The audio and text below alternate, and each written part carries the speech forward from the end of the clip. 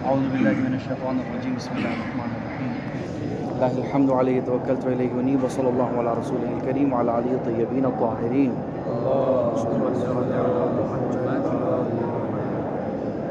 فصل الاجماع المنقول. الاجماع المنقول بخبر الواحد حجہ عند كثير ممن قال باعتبار الخبر بالخصوص من جهة أنه من أفراده من دون أن يكون عليه دليل بالخصوص فلا بد في اعتباره من شمول أدلة اعتباره له بعمومها أو إطلاقها. برادران بات چل رہی ہے ظنون معتبرہ میں اور الحمدللہ حجیت ظواہر اور حجیت قول لغوی کے اوپر بات مکمل ہو چکی اور آج تیسری امارہ کے اوپر بات ہے. اجماع مطلقاً اجماع پہ بات نہیں کریں گے بلکہ اجماع منقول پہ بات کریں گے. وہ اجماع کہ جو خود ہم نے حاصل نہیں کیا، میں نے خود کتابیں نہیں چھانی، خود میں نے تتبع نہیں کیا، بلکہ میں نے مثلا علامہ ہلی کی کتاب میں دیکھا کہ انہوں نے فرمایا کہ حرمت لحم ارنب مثلا خرگوش کے گوشت کے حرام ہونے پہ اجماع ہے. ٹھیک، تو یہاں پر اجماع جو مجھے ملا ہے وہ خبر واحد سے ملا ہے. ایک ناقل ہے صرف مثلا علامہ ہلی، انہوں نے یہ اجماع نقل کیا ہے. ٹھیک، تو اس فصل میں بات ہوگی اجماع منقول کی. الاجماع المنقول بخبر الواحد، وہ اجماع کے جو خبر واحد کے ذریعے سے حاصل ہوا ہو. اس کے علاوہ برادران ممکنہ طور پہ 3 اجماع بنتے ہیں، یعنی اس کو شامل کر کے. ایک اجماع محصل ہے. اجماع محصل جیسے پہلے بھی عرض ہوا ہے کہ خود کتابوں میں تتبع کریں، اقوال علماء میں تحقیق کریں اور آپ مثلا دیکھیں کہ ہر عالم نے اس مسئلہ میں فلاں فتویٰ دیا ہوا ہے. ٹھیک، تو آپ کوئی 40-50 علماء کے فتاویٰ کو دے کے کہیں جی میں فقیہ دعویٰ کرتا ہوں کہ اس مسئلے میں اجماع ہے امامیہ کا. اسے کہتے ہیں اجماع محصل، جو خود آپ نے تتبع کر کے محنت کر کے حاصل کیا. اس کے مقابلے میں ہوتا ہے اجماع منقول. اجماع منقول جیسا کہ اس کی مثال دی، یا تو اجماع نقل ہوگا خبر واحد کے ذریعے سے، مثلا علامہ ہلی نے نقل کیا کہ فلاں مسئلے میں امامیہ کا اجماع ہے، تو اجماع آپ کو نقل ہوا ہے خبر واحد کے ذریعے سے.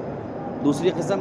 اور تیسری الاجماع المنقول بالتواتر، یا آپ کو اجماع نقل ہوا ہے تواتر کے ذریعے سے. مثلا ہر صدی میں علماء یہ اس مسئلے میں آ کے دعویٰ کرتے رہے کہ اجمع العلماء، تو آپ نے دیکھا کہ 1 نہیں 2 نہیں 20 بلکہ اتنے تعداد ہے فقہا کی کہ جن کا قز پہ اکٹھا ہونا محال ہے عادتاً، یہ تمام دعویٰ اجماع کر رہے ہیں.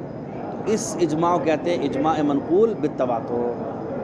ہماری بحث نہ تو اجماع محصل کے بارے میں، نہ ہی اجماع منقول بالتواتر کے بارے میں. سر دست انشاءاللہ آگے ذیل میں بات ہوگی اجماع منقول بالتواتر کے بارے میں بات کریں گے اور ضمن میں اجماع محصل کی بات بھی کریں گے، لیکن سر دست جو عنوان ہے وہ اجماع منقول بخبر الواحد ہے.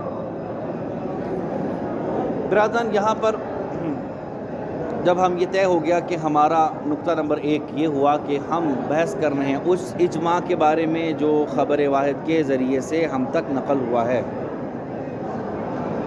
اب سوال یہ ہے کہ آیا یہ اجماع حجت ہے یا نہیں. بالفاظ دیگر یہ بتائیے کہ اس اجماع کو میں قبول کروں اور اس کے مطابق فتویٰ دوں یا نہیں.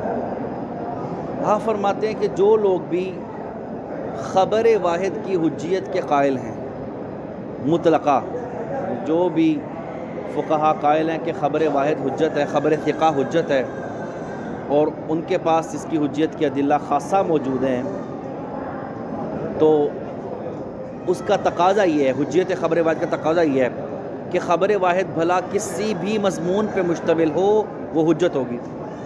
ٹھیک، اور یہ اجماع کہ جو خبر واحد کے ذریعے سے ہم تک پہنچ رہا ہے یہ بھی تو خبر واحد ہے نا.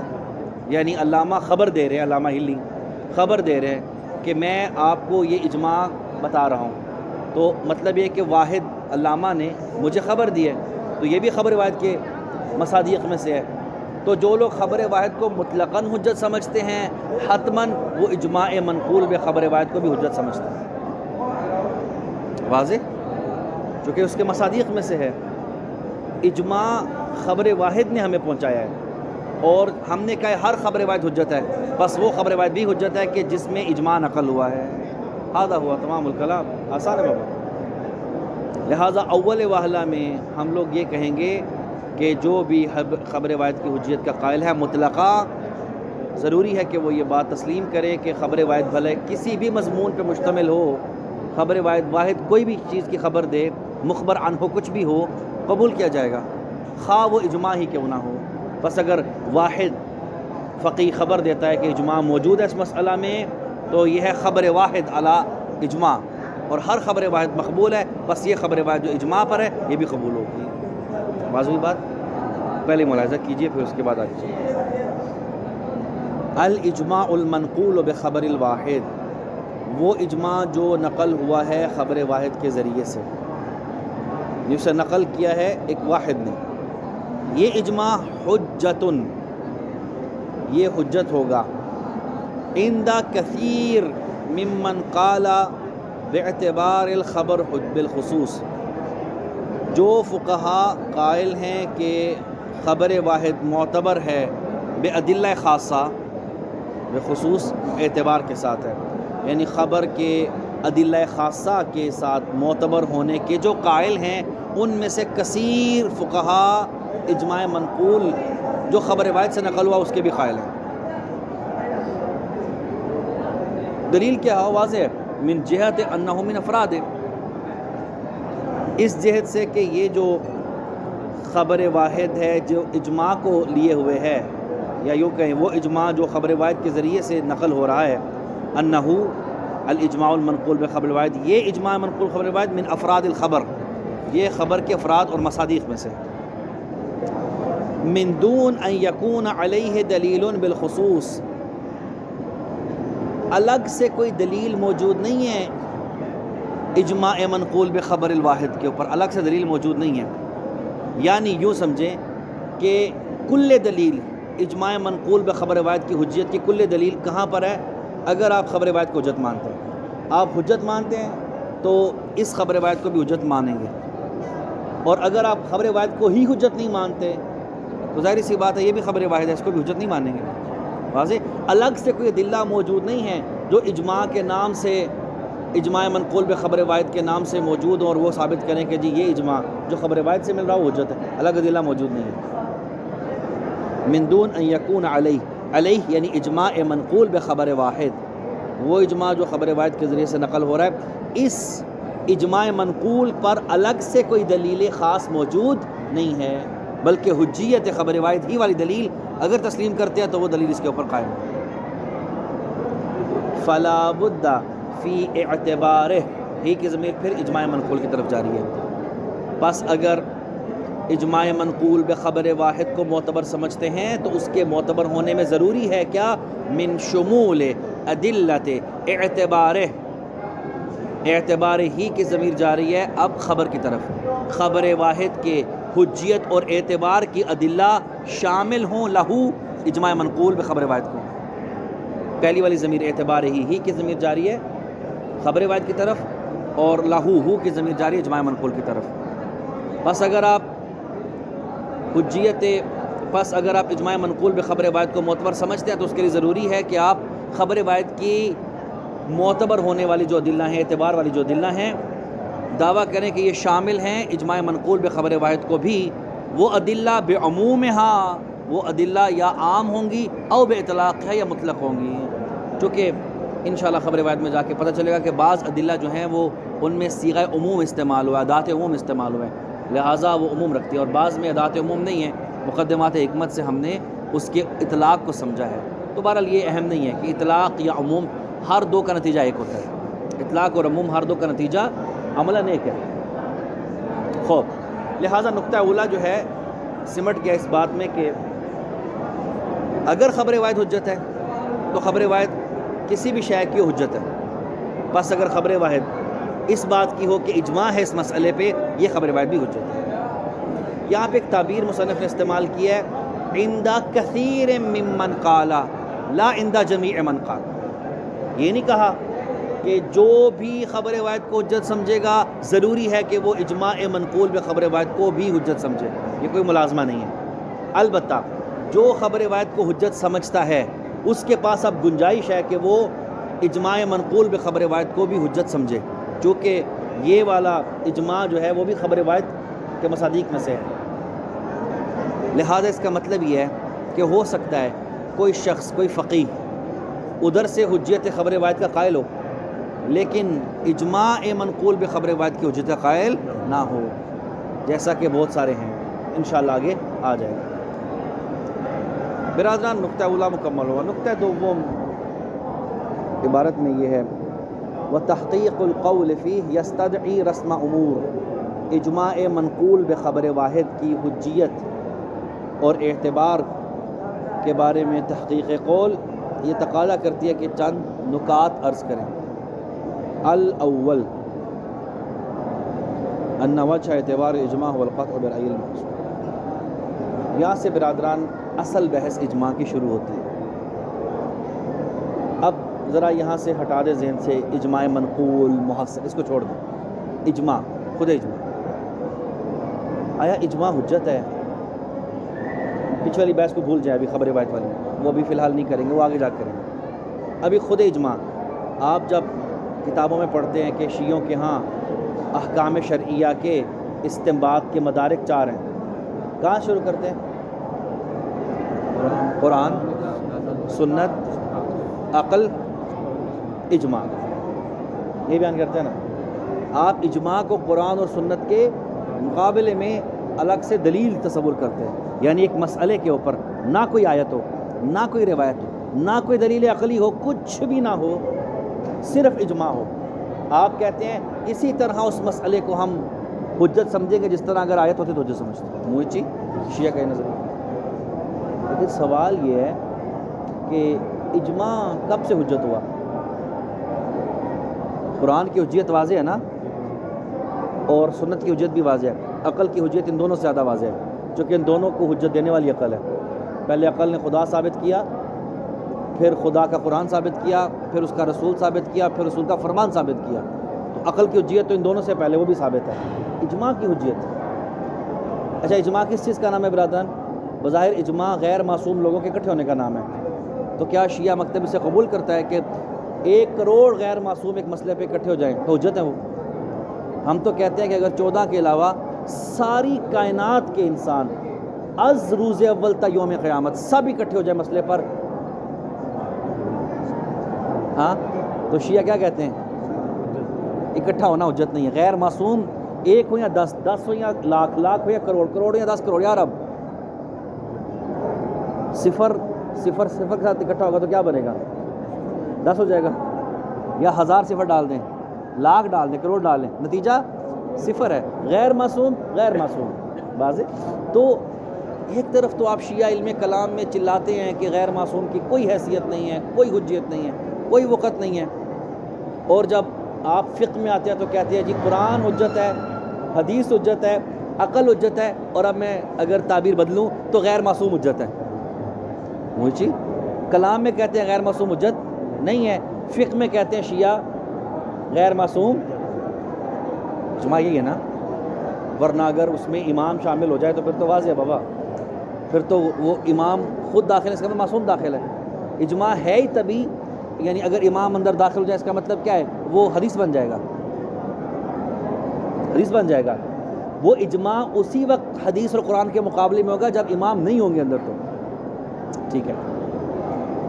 اسی وجہ سے کہ غیر معصوم کے اکٹھے ہونے کی کوئی قیمت نہیں ہے، یہاں پر ایک لطیف عبارت ہے شیخ اعظم کی، شیخ اعظم انصاری رحمۃ اللہ علیہ نے رسائل میں اجماع کی بات شروع کر کے ایک جملہ لکھا سٹارٹ میں، الاجماع هو الاصل لهم وهم الاصل له، اجماع اہل سنت کے لیے دلیل ہو سکتی ہے اور وہی اس کی دلیل کی اصل ہے۔ الاجماع الاصل لهم، اجماع اصل ہے یعنی دلیل ہے، لہم اہل سنت کے لیے، وہم اور اہل سنت ہی الاصل، انہوں نے ایجاد کیا ہے للہ اجماع کو، انہوں نے اپنے لیے ایجاد کیا تھا واضح ہے، مولا میر کی خلافت کے مقابلے میں اجماع کی حجیت کا تصور مسلمانوں میں ابوبکر کی بیعت سے ہے، آدھا ہوا. لہذا اس سے پہلے فقہاء کلامیون کسی کے ذہن میں اجماع نہیں ہوتا تھا. ابوبکر کے لیے اجماع بنانا پڑا، اس کی حجیت ثابت کرنی پڑی. واضح. تو شیخ نے یہاں پہ خوبصورت عبارت لکھی ہے کہ شیعہ کتابوں میں اجماع کی کوئی وقت، حیثیت اور اوقات نہیں ہے. اجماع بزر سے قاطع کہیں کہ اجماع غیر حجہ ہے، اجماع بدعت ہے صراحت سے. یہ عبارت شیخ کی بڑی خوبصورت عبارت ہے، شیخ اعظم. لیکن اب آتے ہیں، بس خود اجماع غیر معصوم ایک عرب اکٹھے ہو جائیں ہمارے شیعوں کے ہاں، اس کی کوئی وقت اور حیثیت. بس اجماع کون سا حجت ہے؟ اب یہاں سے شروع ہوتے ہیں. وہ اجماع جو امام کی رضا اور رائے سے کشف کرے. واضح. اگر فرض کریں کہ 1000 زرارہ، محمد بن مسلم، برید، ابو بصیر، سلمان، مقداد، اس کے بعد یہ اگر یہ 1000 اصحاب اہل بیت اکٹھے ہو جائیں، ان کا ایک مسئلے پہ اکٹھا ہو جانا یہ موجب بنتا ہے کہ ہمیں اطمینان اور قطع ہو جائے کہ امام بھی اس مسئلے پہ راضی ہیں. ٹھیک ہے جی. بس برادران، ہمارے ہاں صرف وہ اجماع حجت ہے کہ جو مستلزم و موجب و مثبت رأی امام ہو. بس اگر اجماع سے آپ کو امام کی رضا کا قطع ہو جاتا ہے تو اجماع حجت ہے، اور اگر امام کی رضا کا قطع نہیں ہوتا، حتیٰ ظن بھی ہوتا تب بھی حجت نہیں. چیب رسد کے امام کی رضا نہ ہو. بس ہمارے ہاں نقطہ لسطر بعدن اس کو ذہن میں محفوظ کر لیں، شیعوں کے ہاں اجماع سرے سے دلیل نہیں ہے. بس وہ اجماع کہ جو امام کی رضا کا قطع فراہم کرے وہ اجماع حجت ہے. واضح. اب ذرا تھوڑا دقت کریں گے برادران. اگر کسی اجماع سے امام کی رائے کا قطع ہو جاتا ہے، امام کی رضامندی کا قطع، یعنی اجماع ہوا تو آپ کو قطع ہو گیا کہ امام بھی اس مسئلے میں راضی ہیں، تو دراصل یہ کس کے زمرے میں جاتا ہے؟ حدیث کے. حدیث کی کس قسم میں جاتا ہے؟ قول معصوم، فعل معصوم یا تقریر. بس اجماع کو جو فقہاء اصل میں حجت کہتے ہیں نا، دراصل وہ الگ سے کوئی شے ہے ہی نہیں ہے. وہ اجماع جو موجب قطع رضائی امام ہو وہ دراصل تقریر معصوم کے ذمہ ہے. اسی لیے شیخ نے کہا کہ اجماع سرے سے شیعوں کے ہاں اس کی کوئی حیثیت ہی نہیں ہے. اجماع اگر امام کی رائے کے قطع اور جزم کا موجب بنے تو دراصل کہنے کو اجماع ہے، حقیقت میں وہ تقریر معصوم کے. واضح ہوا. بس اجماع نام کی حقیقتاً شیعوں کے ہاں کوئی آج کے بعد صرف قرآن، حدیث اور عقل، بس خلص ولا رابع اصلا. یہاں تک برادران واضح ہو گیا. پہلے یہ عبارت دیکھ لیجئے، صرف ایک جملہ ہے اس کا، اس کے بعد پھر آتے ہیں اصل بحث میں. الاول ای الامر الاول ان وجہ اعتبار الاجماع، اجماع کی حجیت کی وجہ اور سبب هو القطع برأی الامام علیہ السلام. سبب حجیت اجماع امام کی رائے کا قطع ہو جانا. اگر تو اجماع سے قطع اور یقین ہو جاتا ہے کہ امام راضی ہیں تو پھر تو حجت ہے، اور اگر یقین نہیں ہوتا تو حجت نہیں ہے. اب آتے ہیں برادران سوال کی طرف. کیسے پتہ چلے اجماع سے کہ امام اس پہ راضی ہیں یا راضی نہیں ہیں؟ اہم تو یہ ہے اس کے برادران، اس یقین کو حاصل کرنے کے لیے کہ اجماع پر امام راضی ہیں، اس کے علماء کے ہاں 5 طریقے ہیں. اور یہ سوال اس بار پیپر میں بھی آیا تھا. ان 5 اجماعوں کے نام لکھیں. اسے اقسام اجماع بھی کہتے ہیں، یا انہیں کہتے ہیں 5 اقسام یا طریقے جس کے ذریعے سے فقہاء قطع حاصل کرتے ہیں کہ اس اجماع پہ امام راضی ہیں. پہلا اجماع دخولی، سید مرتضی علم الہدا کا اجماع، وہ اسماع اجماع. دوسرا اجماع لطفی، شیخ طوسی اس اجماع پہ مصر. تیسرا اجماع عادی. چوتھا اجماع حدسی. ثالث والے کو عادی بھی کہتے ہیں، حسی بھی کہتے ہیں. چوتھا اجماع اجماع حدثی، پانچواں اجماع اجماع تشرفی۔ پیپر میں پوچھا جاتا ہے صرف ان کے نام لکھے، برادران اللہ صدا کر کے خراب کر دیتے ہیں۔ نام لکھیں اس کو صرف نام لکھنا، ٹھیک ہے جی۔ اذکر اقسام الاجماع، یہ 5 نام لکھنے، خلص، واضح، تعریف نہیں مانگی۔ اب آتے ہیں ان 5 کا بیان۔ نمبر 1 برادران، اجماع کی پہلی قسم اجماع دخولی۔ اجماع دخولی یہ ہے کہ مثلا 1000 لوگوں نے ایک مسئلے پہ اجماع کیا، مجھے یقین ہے کہ ان 1000 میں سے ایک امام بھی ہیں، یہ امام داخل فی المجمعین، جنہوں نے اجماع کیا ہوا 1000، ان میں امام بھی ہے۔ لیکن مجھ سے پوچھیں کہ بتاؤ کون سا والا امام ہے، تو میں مشخص نہیں کر سکوں گا، یعنی مجھے قطع ہے کہ ان 1000 میں ایک امام ہے معصوم ہے، باقی 999 غیر معصوم، مجھے اس بات کا قطع ہے۔ اما کوئی تشخیصاً پوچھے گا کہ ان میں سے اول ثانی ثالث کون سا امام ہے، مجھے نہیں پتہ، واضح ہے، اس کو آگے بڑھانے کی ضرورت نہیں ہے، اجماع دخولی۔ اور واضح ہے کہ یہ اجماع تو بہت شفاف ہے، اس میں تو خود امام داخل اجماع ہے۔ یہ سید مرتضی علم الہدا کا دعویٰ ہے کہ ہمارے قدماء کا جو اجماع ہوتا تھا وہ اسی باب سے ہوتا تھا۔ نمبر 1۔ نمبر 2 اجماع لطفی، تھوڑا برادران یہاں غور کیجیے گا، یہاں سے برادران اجماع ہم نے کہا کہ اس وقت حجت ہے جب موجب قطع امام ہو، قطع رائے امام ہو، اس کا مطلب ہے کہ اجماع سبب ہوتا ہے اور قطع بے رضائے امام مسبب ہے۔ اگر تو اس اجماع، یہ اجماع سبب بنے امام کی رائے کی یقین ہونے کا، تو حجت ہے، مطلب اجماع سبب ہے اور امام کی رضا کا یقین اور قطع یہ مسبب ہے، سبب مسبب۔ اور واضح ہے سبب مسبب کے درمیان ملازمہ ہوتا ہے، منہ علت و معلول کے درمیان ملازمہ ہوتا ہے۔ یہاں پہ فرماتے ہیں ملازمہ جو ہے کہ اجماع ہو اور اس سے امام کی رائے کا یقین ہو جائے، یہ ملازمہ ایک دلیل عقلی کے ذریعے سے جس کا نام ہے قاعدہ لطف، یہ ملازمہ قاعدہ لطف ثابت کرتے ہیں۔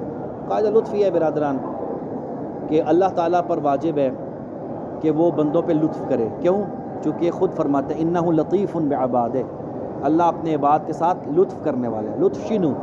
لطف کی تعریف ہے اللطف کل ما یقرب الی طاعتہ ویبعد عن معصیتہ فہو لطف، ہر وہ عمل یا شیء یا شخص یا شے جو اللہ کی اطاعت کے قریب کرے اور خدا کی معصیت سے دور رکھے، اسے لطف کہتے ہیں۔ بس لطیف کا مطلب کیا ہوا؟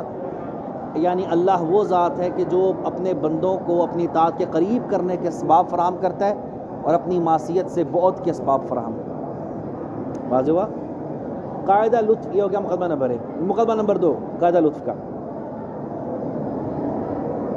اب جب اللہ پر یہ واجب ہے، اللہ نے خود اپنے اوپر واجب کیا نا، ظاہر ہے اوجب علی نفسہ الرحمہ، اللہ نے خود اپنے اوپر رحمت کو واجب کیا، اوجب علی نفسہ اللطف، اللہ نے خود اپنے اوپر لطف کو واجب کیا۔ اللہ کے لطیف ہونے کا تقاضا یہ ہے کہ اگر ایک زمانے میں، ایک صدی میں تمام فقہا اس صدی کے فقہاء امامیہ ایک مسئلے میں اکٹھے ہو جائیں، مثلا شرب تتن کی حلیت پہ، سگریٹ حلال ہے، اس کے اوپر تمام فقہاء کا اجماع ہو جائے، اکٹھے ہو جائے، اور وہ مسئلہ واقع کے مطابق نہ ہو، مثلا واقع میں حرمت ہے سگریٹ کی، اجماع قائم ہے حلیت پر، تو یہاں پر اللہ کے لطیف ہونے کا تقاضا یہ ہے اگر خدا کسی ذریعے سے اختلاف نہیں ڈال رہا، کسی بندے کے ذریعے کسی فقیہ کو الہام کرے جو آ کے اس اجماع کو توڑے، اگر خدا ایسا نہیں کر رہا تو اس کا مطلب یہ ہے کہ اللہ تعالیٰ اس اجماع پہ راضی۔ واضح؟ بھئی اگر اللہ اس اجماع پہ راضی نہ ہوتا تو چونکہ وہ لطیف ہے اور لطیف کا کام یہ ہے کہ وہ اپنے بندوں کو معصیت سے دور کرتا ہے، جبکہ لطیف یہ دیکھ رہا ہے کہ یہ معصیت ہے، اگر فرض کریں کہ حلیت کا اجماع ہو گیا اور واقع میں حرمت ہے، اس کا مطلب ہے یہ معصیت پہ ڈالیں گے نا، حلیت کے قائل ہونے کے بعد یہ شربت وطن کریں گے، یہ سگریٹ پئیں گے، اس کا مطلب ہے کہ یہ معصیت میں داخل ہوں گے، اور اللہ لطیف ہے، وہ معصیت میں داخل ہونے کے اسباب فراہم نہیں کرتا، اور اللہ یہاں پر ان کو نہیں روک رہا، کسی ذریعے سے اختلاف نہیں ڈال رہا، ان کے اجماع کو توڑ نہیں رہا، اس کا مطلب ہے کہ اللہ تعالیٰ ان کے اس اجماع پہ راضی ہے۔ واضح ہوا؟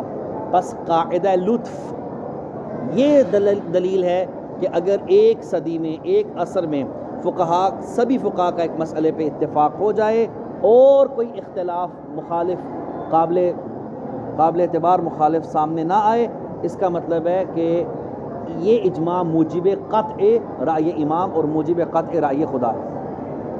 واضح ہوئے برادران؟ اور یہاں پر اجماع سے کس طرح ہم امام کی رضا کا یقین حاصل کیا؟ بدلیل قاعدہ لطف، یعنی بدلیل عقلی۔ یہ دلیل عقلی ہے نا جی قاعدہ لطف۔ بس عقل نے کہا کہ اجماع ہے، یہ والا اجماع ہے، تو اس کا نتیجہ کیا ہے؟ امام کی رائے کا یقین۔ یہ ہو گیا برادران اجماع کی قسم نمبر 2۔ اجماع قسم نمبر 3، اجماع حسی یا اجماع عرفی، عادی، کچھ بھی کہیں، یہ تینوں تعبیریں۔ اجماع حسی یہ ہے برادران، از روز اول جب سے مسئلہ انسانیت میں پیدا ہوا، شریعت اسلامی میں اس وقت سے لے کر آج تک میں نے سبھی فقہاء شیعہ کو چیک کر لیا۔ زرارہ بھی اس بات کا قائل ہے، یہ بھی قائل ہے، ابان بھی اس بات کا قائل ہے، فلاں بھی اس بات کا قائل ہے۔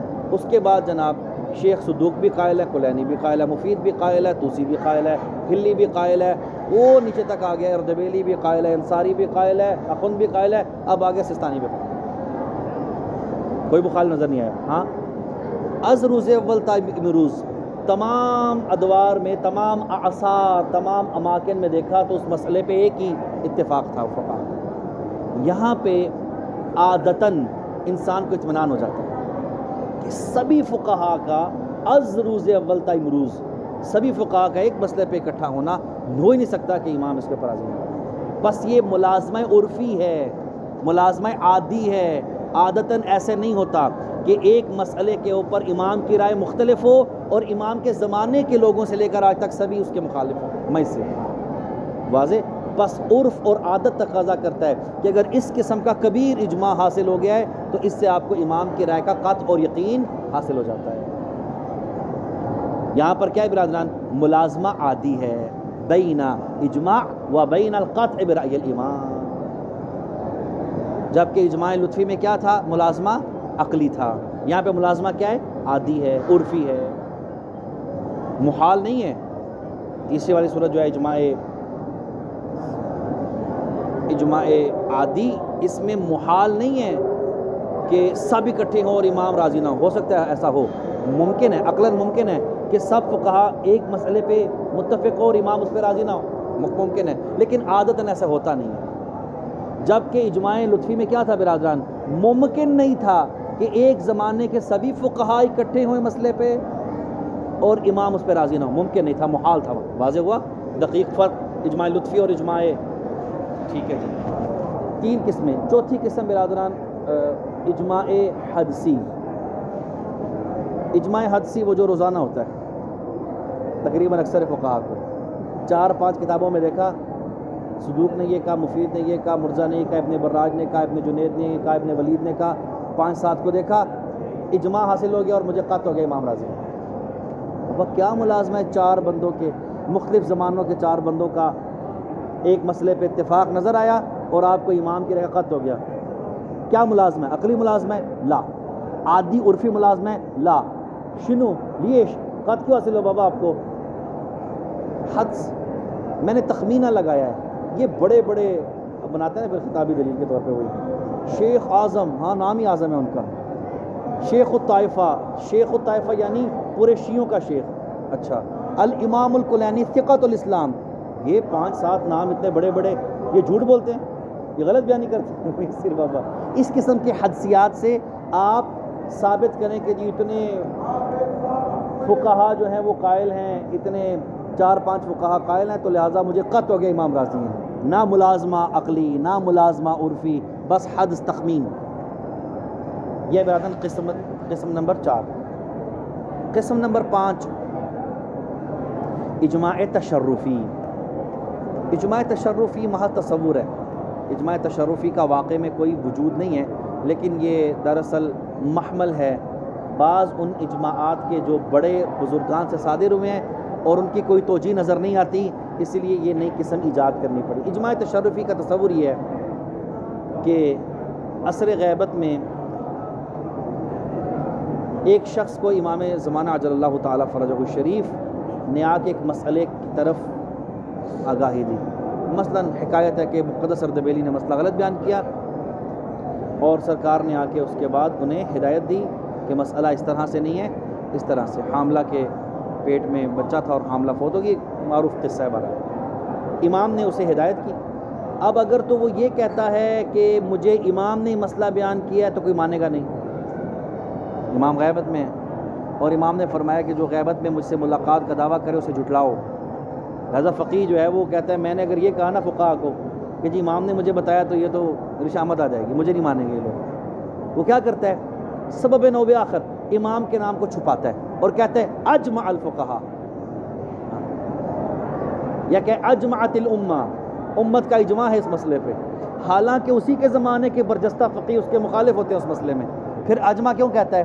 اجمع دراصل مجبوری میں کہتا ہے، اس نے کہنا یہ ہوتا ہے کہ قال الامام، امام نے مجھے غیبت سے ظہور فرما کے یہ مسئلہ بتایا، لیکن اگر یہ کہتا ہے تو تقیہ مانے ہے یا تکذیب کا ڈر مانے یا امثال و ذالک، اس لیے وہ یعنی سہارا لیتا ہے اجماع کا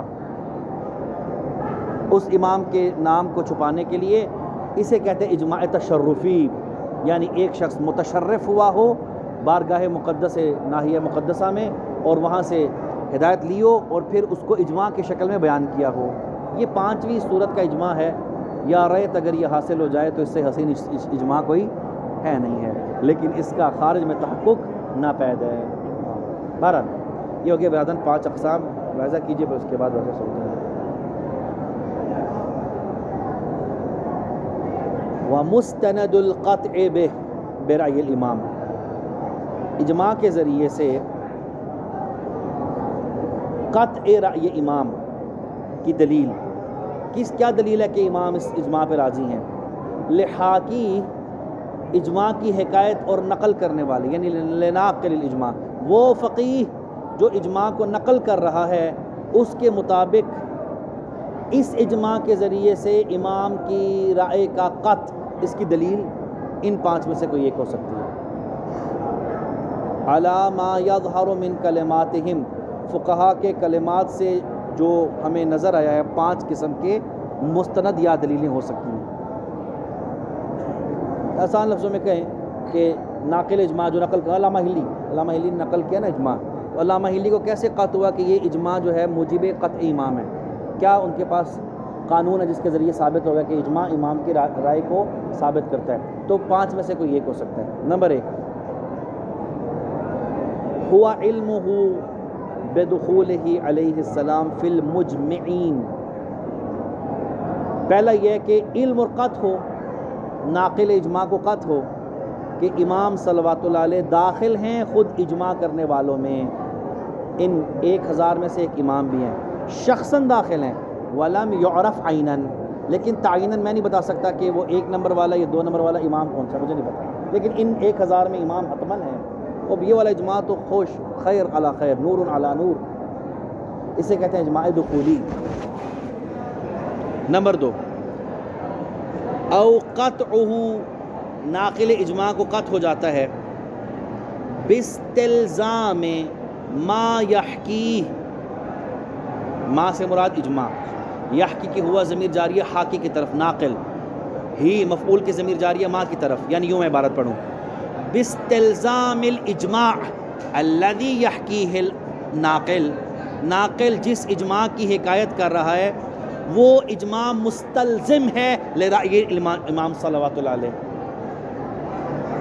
جس اجماع کی حکایت کر رہا ہے، مثلا علامہ ہلی حکایت کر رہے ہیں، وہ اجماع مستلزم ہے، بموجب ہے امام کی رائے کو، عقلاً من باب اللطف، استلزام یعنی ملازمہ کون سا ہے؟ ملازمہ عقلیہ ہے، اجماع اور امام کی رائے کے درمیان ملازمہ عقلی ہے، اسباب لطف، امید ہے واضح ہوگی عبارت، عقلاً تمیز ہے استلزام سے، استلزام الاجماع لرأی الامام استلزاما عقلیاً، ملازمتاً عقلی ہے۔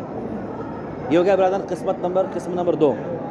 نمبر 3، او عادتاً، یہ پوری قسم ہے، یعنی استلزام الاجماع لرأی المعصوم استلزاما عادیا وفی نظر العرف وفی نظر العادہ.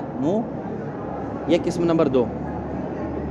قسم نمبر 4 او اتفاقا من جہت حد سے رأی، وہ جو میں نے کہا تھا شیخ اعظم، ثقۃ الاسلام، شیخ المسلمین، ان 4 لوگوں کا اجماع، مجھے تو یقین ہوگا کہ امام اس پہ راضی ہے. ٹھیک ہے جی، یعنی اتفاقاً وہی عطف ہو رہا ہے عقلاً کے اوپر. استلزام الاجماع لرأی المعصوم اتفاقاً، کہ یہ اجماع موجب اور مستلزم ہے رأی امام کو اتفاقاً. مجھے یہ ملازمہ حاصل ہوا ہے، نہ عقلاً نہ عادتاً، بلکہ اتفاقاً یہ ملازمہ حاصل ہوا ہے. کیسے اتفاقاً من جہت حد سے رأی؟ میرے ذہن نے کہا ہے کہ انشاءاللہ امام بھی اس اجماع پہ راضی ہوں گے. میں نے حدس کیا ہے، تخمین لگایا ہے. وَإِن لَمْ تَكُن یہ مربوط ہے رابع کے ساتھ، اتفاقاً کے ساتھ. یہ جو اتفاقاً آپ کو امام کی رائے کا تخمین ہوا ہے، وَإِن لَمْ تَكُن مُلَازَمَةٌ بَيْنَهُمَا بَيْنَ من ومن، ہاں بین الاجماع ورأی الامام، احسنتم، بین الاجماع ورأی الامام، ان کے درمیان نہ تو کوئی ملازمہ عقلی تھا جیسا کہ اجماع لطفی میں ہوتا ہے، اور نہ ہی ملازمہ عادی تھا جیسا کہ اجماع عادی میں ہوتا ہے، بلکہ اس رابع میں نہ عقلی ملازمہ نہ عادی ملازمہ، بلکہ یہ ملازمہ اتفاقی اور حدسی. امید ہے عبارت واضح ہو گئی ہوگی. اب آتے برادران یہ 4 قسمیں، عبارت چھوڑے آگے تھوڑا آگیا کہ لاسٹ پیرے پہ ہیں. وَرُبَّمَا يَتَّفِقُ لِبَعْضِ الْأَوْحَدِي وَجْهٌ آخر، بعض اوحدی زمان کو، بعض خاص علماء کو ایک 5ویں وجہ بھی اجماع کی حاصل ہوئی ہے. یہ ہر کسی کے بس کی بات نہیں ہے کہ وہ 5ویں قسم جو تشرفی ہے اس تک پہنچے. یہ مرتبہ کسی 1-2 کو ہی اس لیے استعمال کیا ہے. اوحدی بھی نہیں، لے بعض الاوحدی، خواص میں سے کسی ایک اکا دکا ہے جس کو یہ شرف حاصل ہوا ہے کہ وہ 4تھی قسم پہ پہنچے. کون سی قسم وجہ آخر؟ من تشرفہ، جو نقل کر رہا ہے اجماع وہ خود متشرف ہوا ہے برؤیتہ عجل اللہ تعالی فرجہ الشریف علنا من اعوانہ و انصارہ، وہ خود متشرف ہوا ہے زیارت حضرت امام صلوات اللہ علیہ سے، وَأَخْذِهِ الْفَتْوَى مِن جَنَابِهِ علیہ السلام، اور اس نے اخذ کیا ہے یہ فتویٰ امام زمانہ عجل اللہ تعالی فرجہ الشریف سے. وہ بھئی اگر وہ متشرف ہوا ہے فتویٰ امام سے لیا تو کہے نا کہ امام نے مجھے بتایا. یہ کیوں کہہ رہا ہے کہ اجماع امام نے بتایا؟ تو کہے نا کہ قال الامام، امام نے مجھے اللہ کی غیبت میں یہ بتایا. تخلص کیوں کہا؟ اجمع، فرماتے ہیں وَإِنَّمَا لَمْ يَنْقُلْ عَنْهُ، وہ امام سے نقل اس لیے نہیں کر رہا، امام سے نقل نہیں کرتا، بل یحکی الاجماع، یہ نہیں کہتا کہ مجھے امام نے بتایا، بلکہ وہ اجماع کی حکایت کرتا ہے، لفظ اجماع لگاتا ہے. کیوں؟ لبعض دواعی الاخفاء، امام کے نام کو چھپانے کے کوئی اسباب ہوں گے، تقیۃً، تکذیب سے بچنے کے لیے مثال ہوتا ہے.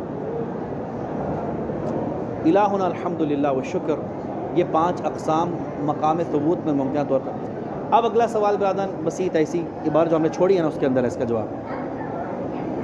نقطہ نمبر 2 ہے کہ کون سا فقیہ کس اجماع کا قائل ہے، کون سا فقیہ کس اجماع کا، اور ہمیں کیسے پتہ چلے کہ مثلا شیخ طوسی کس قسم کے اجماع کو مانتے ہیں اور کس کو نہیں مانتے. آپ فرماتے پہلے ایک تو آسان اور بہت سلیس طریقہ یہ ہے کہ خود صراحت کر دیں. سید مرزا صراحت کر دیتے ہیں کہ میں اجماع دخلی کا قائل ہوں، بس فابہا. طوسی کہتے ہیں میں اجماع لطفی کا قائل ہوں، ماشاء اللہ. علامہ ہلی کہتے ہیں میں اجماع حسی، اجماع عادی کا قائل ہوں، ماشاء اللہ. اور منہ سے کوئی بھی نہیں کہتا کہ میں اجماع حدسی کا قائل ہوں، میں اجماع 4تھی قسم، میں اجماع اتفاقی کا قائل ہوں. لیکن حقیقت میں ماشاءاللہ اکثر اجماع اسی باب سے ہوتا ہے. کون کہے اس بات کو کہ میں اتفاقاً مجھے لا میسر، لیکن ہاں لیکن اکثر اجماع اسی باب سے ہیں، نہ تو وہ دخولی میں سے ہیں، نہ لطفی میں سے ہیں، نہ وہ عادی میں سے، بلکہ اتفاقی میں سے ہیں، اور اکثر ایسے. تو پہلے تو یہ صراحت کر دے. اگر کوئی فقیہ صراحت کرتا ہے تو الحمدللہ بات آسان ہوگی. لیکن اگر کوئی فقیہ صراحت نہیں کرتا، جیسا کہ اکثر طور پہ آپ کتابوں میں جا کے دیکھیں گے، مسئلہ کھولا آپ نے ناصریات میں، مثلا رسائل میں سید مرزا کے لکھا ہے اجمعت العصابہ اجمعت الامامیہ، اجمعت الامہ، یہ لفظ ملیں گے آپ کو. آپ کو کیا پتہ کہ یہ اجماع کون سا والا اجماع ہے؟ لطفی ہے، حدسی ہے، عادی ہے، کون سا والا ہے؟ اگر فرماتے ہم ایک ایک نشانی بتا دیتے ہیں، ایک ایک نشانی بتا دیتے ہیں. جس اجماع میں یہ نشانی ہو وہ دخولی ہوگا، جس میں یہ علامت ہو وہ لطفی ہوگا، جس میں یہ علامت ہو وہ عادی ہوگا، اور جس میں یہ علامت ہو اتفاقی ہوگا. ہاں یہ تین ہو گئے. جس میں کوئی علامت نہ ہو وہ اتفاقی ہوگا. یہ صراحت کی انہوں نے، ٹھیک ہے. اور جو پانچواں قسم کا اجماع ہے نا تشرفی، ہم نے کہا سرے سے اس کا کوئی واقع میں تحقق یہ فرضی ہے، صرف اور صرف مقام ثبوت میں ہم نے فرض کیا، وگرنہ واقع میں کوئی اس قسم کے اجماع کا قائل نہیں. لہٰذا اجماع کا کہ قائل صرف 4 قسم کے افراد. خوب اما اجماع الاول، اجماع الدخولی، اس کی نشانی ہے اگر ایک فقیہ دعویٰ کرتا ہے اجماع کا، اور ہم اس فقیہ سے کہتے ہیں بابا آپ نے کہا ہے کہ اجمع الفقہاء، جبکہ آپ ہی کے زمانے میں ایک عظیم فقیہ اس بات کے مخالف ہیں. بھئی اگر مخالف ہے تو اتفاق کیسے ہوا؟ آپ نے کہا اجمع الفقہاء، جبکہ ایک بارز فقیہ آپ کے زمانے کے یا مثلا آپ سے پہلے کے وہ اس اجماع کے مخالف تھے، تو آپ کا اجماع تو ختم ہو گیا، ٹوٹ گیا. وہ اس اشکال کے جواب میں اگر یہ کہے، علامت دیکھیے گا، وہ کہے جی میرے لیے ایسے افراد کی اجماع جن کا نسب و حسب معلوم ہو، ایسے افراد کی مخالفت یہ نقصان نہیں دیتی، میرا اجماع پھر بھی قائم ہے. کیا مطلب؟ یعنی وہ کہتا ہے اگر تو مخالفت کرنے والا معلوم النسب ہے تو ایک نہیں 10 کریں، میرا اجماع قائم رہے گا، میرا اجماع اپنی جگہ پہ کھڑا ہوا ہے. اور اگر ایک غیر معلوم النسب، مجہول النسب، ایک نامعلوم شخص، نامعلوم جو ہے کتنے قوی ہوتے ہیں منہ، اگر ایک نامعلوم شخص جو ہے، ایک مجہول النسب، وہ اجماع کی مخالفت کرتا ہے تو اجماع ٹوٹ جاتا ہے. واضح ہوئی بات؟ پس اگر اس قسم کا اجماع ہے جو 10 معلوم النسب سے بھی نہیں ٹوٹتا لیکن ایک نامعلوم سے بھی ٹوٹ جاتا ہے تو یہ اجماع حتماً اجماع دخولی ہوگا. کیوں بھلا؟ عرض کرتا ہوں کیونکہ اس نے یہ دعویٰ کیا اجماع دخولی میں کہ اس اجماع کے اندر امام زمانہ حضرت تعالیٰ فرجہ شریف بھی ہیں، امام وقت بھی ہیں. اجماع دخولی کا مطلب یہ ہے کہ مجھے قط ہے ان 1000 اجماع کرنے والوں میں امام کی ذات بھی ہے، لیکن تشخص نہیں پتا کہ کہاں پر ہیں وہ، یعنی بشکل مجہول نسب، بشکل نامعلوم امام، اس میں غیر مشخص طور پہ امام اس کا حصہ ہے. اور اگر کوئی غیر مشخص نامعلوم اس کی مخالفت کر رہا ہے تو ہو سکتا ہے کہ وہ امام ہی ہو جو مخالفت کر رہے ہیں. ٹھیک ہے، بس امام کے مخالفت سے دخولی والا کا اجماع ٹوٹ جائے. لیکن اگر وہ 10 افراد جو مخالفت کر رہے ہیں ان سب کا نسب معلوم ہے، یہ تو شیخ طوسی ہے، یہ تو ابن جنید ہے، یہ تو اسکافی ہے، یہ تو فلان ہے، اس کا مطلب ہے کہ یہ سب امام نہیں ہیں. تو ابھی تک 10 افراد نے اگرچہ مخالفت کیا لیکن ان کے اندر ابھی تک امام موجود ہیں نہ، اجماع والوں میں اجماع والے امام موجود ہیں. پس جو بھی اجماع کے مخالف کے بارے میں یہ کہہ کے اجماع کو باقی رکھے کہ یہ تو مخالف معلوم النسب ہے اور معلوم نسب سے میرا اجماع نہیں ٹوٹتا، اس کا مطلب ہے کہ یہ اجماع دخولی والا ہے. واضح ہوئی؟ اب آتے ہیں دوسرا، اجماع لطفی. اجماع لطفی کی نشانی یہ ہے، شیخ طوسی مثلا چونکہ قائل ہیں، شیخ نے ایک مسئلے پہ کر دیا اجماع، کہا جی اس پہ اجماع ہے. ہم نے کہا شیخ معذرت کے ساتھ آپ سے 1 صدی پہلے کے ایک فقیہ نے اس کی مخالفت کی ہے، مثلا زرارہ نے اس کی مخالفت کی ہے، آپ کیسے کہتے ہیں کہ اجماع ہے فقہاء امامیہ کا؟ شیخ کہتے ہیں مجھے پتہ ہے کہ میرے اس اجماع کا ایک مخالف ہے، لیکن وہ مخالف اس عصر سے پہلے کا ہے. ٹھیک ہے، وہ میرے زمانے کا نہیں ہے. اس زمانے میں کوئی مخالف ہے تو دکھاؤ. کہا جی کوئی نہیں. کہا پس اگر کوئی اجماع کا مخالف ہو لیکن وہ مخالف اس زمانے سے پہلے کا ہو تو اس مخالف کی مخالفت سے اجماع نہیں ٹوٹتا. اس کا مطلب ہے یہ اجماع لطفی ہے. کیوں؟ چونکہ اجماع لطفی کی شرط یہ تھی کہ ایک زمانے کے فقہا ایک مسئلے پہ اکٹھے ہوں اور کوئی مخالف اس زمانے میں نہ ہو تو محال ہے کہ پروردگار جو ہے وہ ان کو حرام میں مبتلا کرے اور کوئی مخالف نہ پیدا کرے.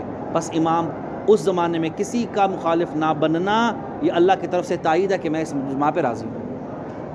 واضح؟ بس علامت نمبر 2 خلاصہ یہ ہوا کہ علامت نمبر 2 میں جو بھی جب دوسرے قسم والے اجماع والے شخص کو کہا جائے کہ ایھا المجمع ایھا الداعی یا مثلا مدعی الاجماع، اے اجماع کے دعویٰ کرنے والے آپ کے اس اجماع کا تو کوئی مخالف ہے، اور وہ جواب میں عذر میں یہ بتائے کہ یہ مخالف اگرچہ مخالف ہے اجماع کا لیکن یہ میرے زمانے سے پہلے کا ہے، اس اجماع کے زمانے سے پہلے کا ہے، اگر وہ یہ عذر بتاتا ہے تو اس کا مطلب ہے کہ اجماع لطفی کا قائل ہے. امید ہے دونوں علامتیں واضح ہو گئی ہوں. علامتوں کو پہلے سمجھنا کہ علامت کیا ہے اور پھر کس طرح یہ اس کے ساتھ سوٹ کرتی ہے، یہ دونوں باتیں ضروری ہیں. ٹھیک ہے، میں ایک جملے میں خلاصہ کر دیتا ہوں دونوں کا، اجماع دخولی اور اجماع لطفی، ان دونوں کی علامتیں بیان کی ہیں. ہر وہ اجماع جس کا کوئی مخالف ہو اور مدعی اجماع سے کہا جائے کہ آپ کے تو اجماع کا مخالف ہے، اور وہ کہ جی اس قسم کے مخالف سے میرا اجماع نہیں ٹوٹتا، کس قسم کے؟ معلوم النسب. ٹھیک، اس کا مطلب ہے کہ یہ بندہ جو ہے اس اجماع اس شخص کی مخالفت سے اجماع کو توڑتا ہے کہ جو معلوم النسب نہ ہو. اس کا مطلب ہے کہ یہ 10 معلوم النسب کے مخالفت سے بھی اجماع نہیں ٹوٹتا، کیونکہ اس اجماع کے اندر وہ نامعلوم شخصیت ہے کہ جس کے ہونے سے اجماع حجت ہے امام کی ذات. ٹھیک، اب آتے دوسرا، اگر کسی شخص سے کہا جائے کہ آپ کا اجماع جو ہے اس کا کوئی مخالف ہے، اور وہ جواب میں کہے کوئی مشکل نہیں ہے، اگر تو مخالف اس اثر سے پہلے کا ہے تو کوئی مشکل نہیں ہے، کیونکہ صرف وہ مخالف مضر ہے میرے اجماع کے لیے جو اسی زمانے کا ہو. اس کا مطلب ہے یہ بندہ اجماع لطفی کا قائل ہے. اگر یہ 2 علامتیں مل جاتی ہے برادران تو فبہا، لیکن اگر نہ پہلی علامت نہ دوسری علامت، اور جو تیسری علامت ہے جسے ہم نے کہا تیسرا اجماع، اجماع عادی، اس قسم کا اجماع آپ توقع نہ رکھیں کہ وجود میں رکھتا ہے.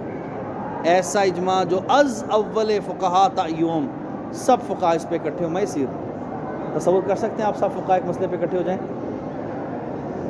کس قدر وزنی اور غیر مانوس تصور ہے. میسر سبھی فقہا ایک مسئلے پہ اکٹھے ہو جائیں، نہیں ہو جائیں. ہاں اجماع، ہاں اگر آیت و روایت ہے اس کی بات نہیں ہے، کوئی آیت نہ ہو کوئی روایت نہ ہو اور سبھی فقہا ایک مسئلے پہ اکٹھے ہو جائیں، ایسا نہیں ہے، نہیں. لہٰذا تیسری قسم کا اجماع تحقق نہیں رکھتا مگر شاذ و نادر، مگر اکا. بس اگر علامت اول ہو اجماع دخولی، علامت دوم ہو اجماع لطفی، علامت سیمم ہو جو شاذ و نادر ہے، تقریباً نہ ہونے کے برابر ہے، یعنی اس کی علامت یہ ہے کہ سارے ادوار کے فقہا قائل ہوں، تو اجماع عادی کہلائے گا. اگر یہ تینوں علامتیں نہ ہوں اور پھر بھی دعویٰ اجماع ہو تو یہ کون سا اجماع ہے؟ اجماع حدسی، اجماع اتفاقی. وَهُوَ كَثِيرٌ جِدًّا. ملاحظہ کیجیے بات.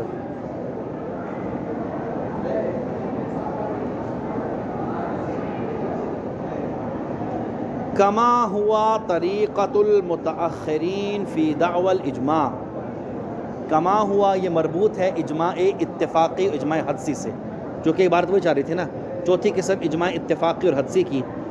یہ اجماع اتفاقی اور حدسی کما ہوا، یہ اجماع حدسی یہی طریقہ ہے اجماع کے دعویٰ کرنے میں متاخرین کا، یعنی متاخرین عموماً جو دعویٰ اجماع کرتے ہیں وہ اجماع حدسی ہوتا ہے.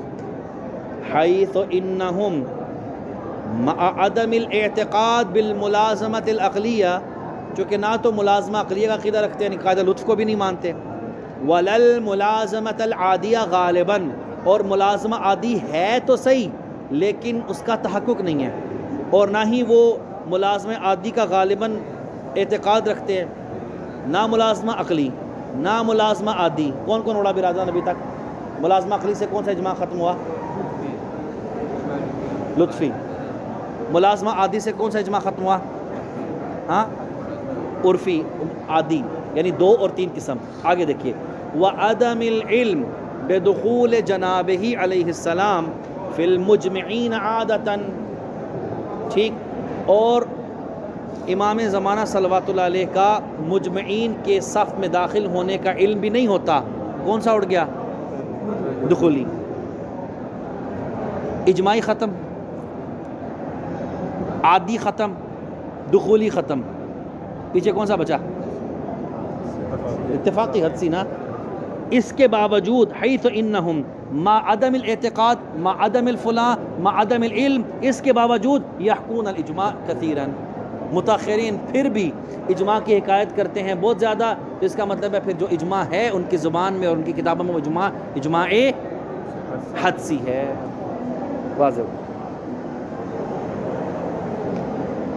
کما انہو یظہر، یہاں سے عبارت علامت بیان کر رہے ہیں اجماع دخولی کی.